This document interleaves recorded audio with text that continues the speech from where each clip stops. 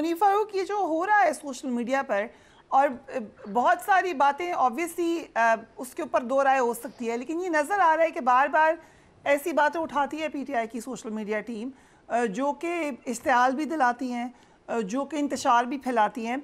Is it by design? What do you think?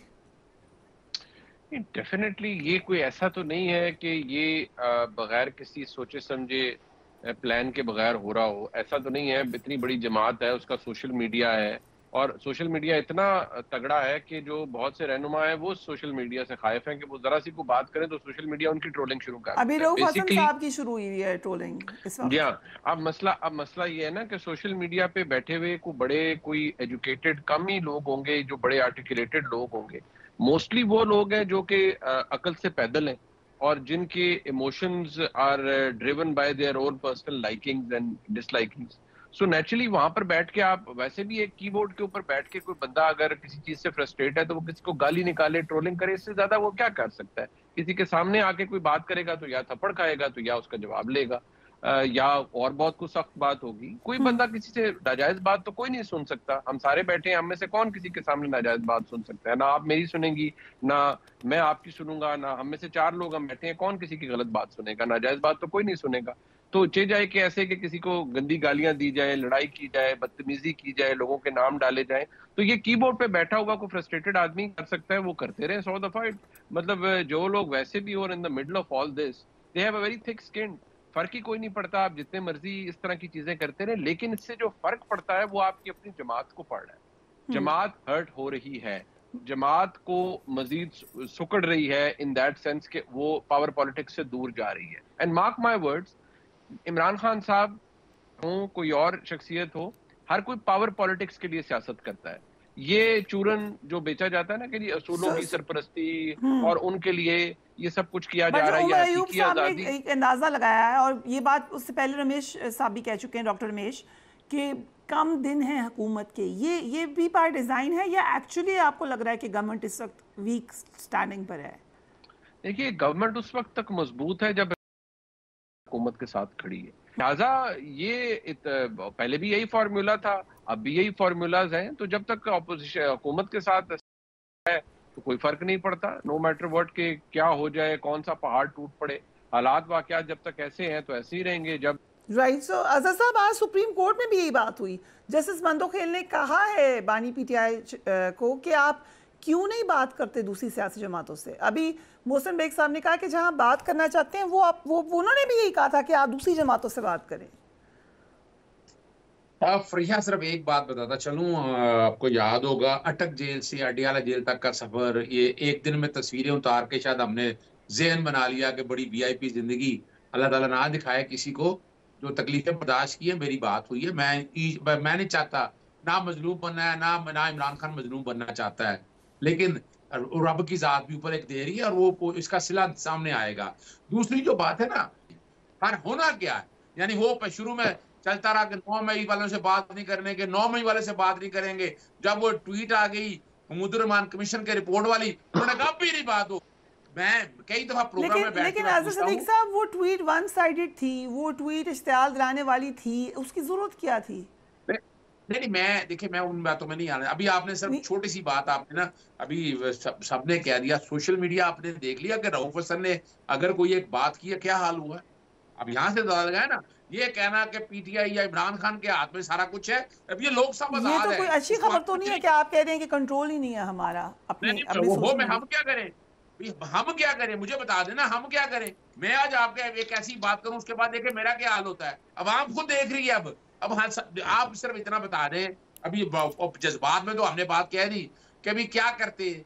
Imran Khan की हुकूमत गिराने के लिए आपको डाउट रह गया है। ऑपरेशन रजीम चेंज और साइफर में सारी चीजें आ गई। मैं उन दिनों वजीर आज़म मौजूद होता था, किस तरह हुकूमत गिराई गई। अब उसके बाद कहा गया इस असेंबली में बैठे भाई उन्होंने इलेक्शन नहीं कराने थे, ये हमें पता था। आप इतना बता लें, इस मुल्क में आइन टूटा है, 90 दिन में इलेक्शन होने थे। कुछ चाहे बताए ना जरा, क्यों नहीं हुए 90 दिन के अंदर इलेक्शन? ना हमारी सुप्रीम कोर्ट ने सारे एक ऑर्डर भी दिया, सुप्रीम कोर्ट ने, जैसे ध्यान ने, क्या गलत ऑर्डर था, लेकिन नहीं करा सके हम। अब हम देखें ना, इस मुल्क में जो तबाही हो रही है ना, डायलॉग नहीं करना, बेसिकली हम ये कह सकते हैं कि पीटीआई डायलॉग नहीं करनी है। इस मुल्क में रूल ऑफ लॉ की तबाही कर दी है। आपने 2.5 सालों में उन खानदानों के साथ, उन बच्चों और फैमिलियों के साथ क्या किया? इस मुल्क में रूल ऑफ लॉ के नजर आ रहा है और ये इस मुल्क की तबाही की जिम्मेदार है। आप यूगोस्लाविया वगैरह सारी हिस्ट्री उठाकर देख लें कि वहां जब रूल ऑफ लॉ खत्म हुआ और क्या हाल हुआ। ये इमरान खान के बस में नहीं है। इस ओके, मुल्क में कम से कम एक साल जेंटलमैन, मुझे कंक्लूड करना है। One question to all of you, I request कि क्विक आंसर दें। मोहसिन बेग साहब, कुछ हवाओं के रुख तब्दील होंगे, ये टर्म यूज होती है, कुछ लगता है आपको कि ये तब्दीली हो सकती है? ये कोई नई बात नहीं है, पाकिस्तान में होता रहता है, हुकूमतें आती हैं जाती हैं, हवाओं के रुख एक तरफ होते हैं दूसरी तरफ होते हैं, क्या ऐसा फिर हो सकता है? देखिए जी, फिलहाल तो चांस नहीं है। फिलहाल तो मेरे ख्याल में ये गवर्नमेंट और ये जो हमें मईशत के, हमारे मुल्क के जो हालात हैं और आवाम के हैं, इसके ऊपर सबका फोकस होना चाहिए। और इस हुकूमत को कम से कम मेरे ख्याल में 1-2 बजट के बाद जाके खुद से एनवायरनमेंट बना के मिड टर्म इलेक्शन में जाना चाहिए। और ये जो अनरेस्ट है पॉलिटिकली, इसको ख़त्म करने का बेहतरीन तरीका है कि आप थोड़ा सा स्टेबल करें इकॉनमी को और फिर आप मिड टर्म इलेक्शन में जाएं। और जो जिन्होंने तीर चलाने हैं और जिनको शोर है कि जी बड़ा जोम भी है पॉपुलैरिटी का, वो भी हो जाएगा। यहाँ तो बदकिस्मती ये है कि वोटर पसंद और नापसंद पे और काबिलियत पे वोट नहीं डालता।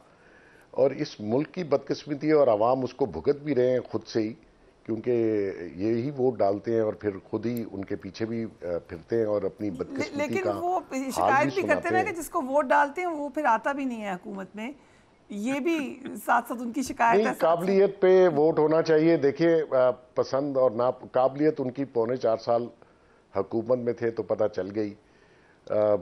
आपके पास कोई देने के लिए हो, कोई जहन हो, कोई विजन हो, कोई फ्यूचर हो इस मुल्क का, और वो जो बानी है उसका इस मुल्क में कोई स्टेक नहीं है। वो जो ये नारे लगा रहा है ना, आपके अपने बच्चे वहाँ एक बेटी को ऑन नहीं करता, दूसरे लोग पाल रहे हैं, मुफ्त बर टाइप आदमी है।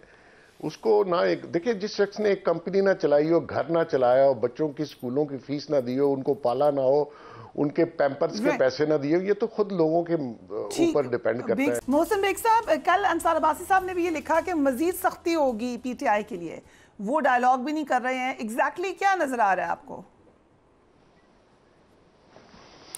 देखिए, आपने जो इंट्रो में कहा है अभी, वो मेरे ख्याल उसके अल्फाज थोड़े चेंज कर लें। डायलॉग वो जहां करना चाहते हैं, वो लोग उनसे डायलॉग पीटीआई से नहीं करना चाहते, और उनका एक सिंपल सा मौक़िफ़ है कि वो डायलॉग अगर आपने करने हैं तो आप जाके गवर्नमेंट से या पॉलिटिकल पार्टी से करें। रहेगी बात के जो अभी जिनका आपने शॉर्ट सुनाया है कि जी चंद दिन के मेहमान है, ठीक है, हालात अच्छे नहीं है, और ये पीटीआई और इसके बानी का ये नज़रिया है कि पाकिस्तान स्टेबल ना हो सके, जिस पे वो काम कर रहे हैं।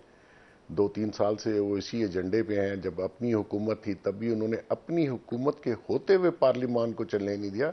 आप सब लोग उसके गवाह हैं।